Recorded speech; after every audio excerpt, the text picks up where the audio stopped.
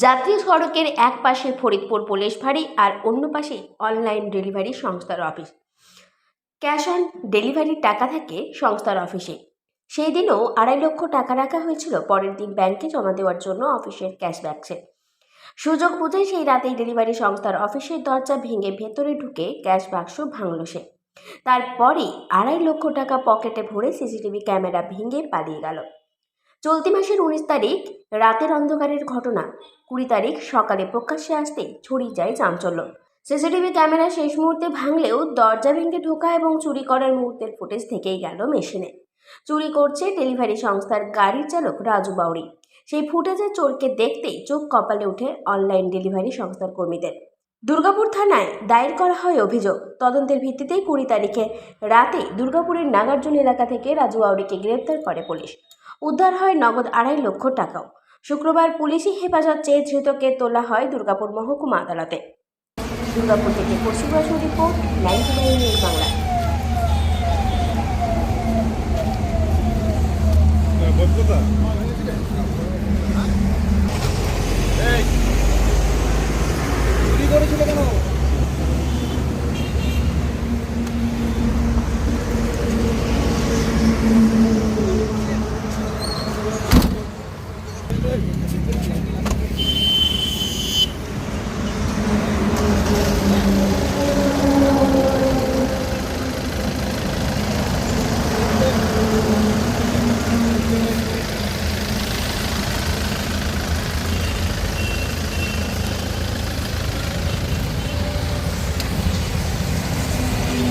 আমরাও দেখছি ভগবান সব দেখে পরওয়ালা সব দেখতে হয়।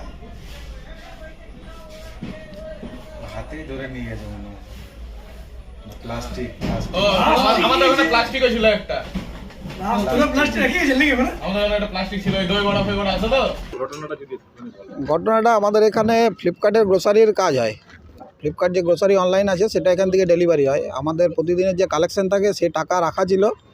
গত পরশু 19 তারিখ রাতে, মঙ্গলবার রাতে এখান থেকে তালা ভেঙে পুরো আমাদের কালেকশনের ক্যাশটা চুরি হয়েছে। কত টাকা ছিল? প্রায় 2.5 লক্ষ টাকা। সিসিটিভি ছিল, সিসিটিভি ফুটেজে ধরাও পড়েছে, তো জানাও গেছে সিসিটিভি ফুটেজে। তো এখন পুলিশ তদন্ত করছে। এখানে কাজেই যুক্ত ছিল, এখানে গাড়ি চালাতো। প্লাস্টিকগুলো রাখা থাকে দইওয়ালা নিয়েছে প্লাস্টিকে বললো হাতে ঝুলানো। আরো দেখছি আরো আছে নাকি দেখছি আর নাই রে ওই যা ছিল ওইখানেই ছিল।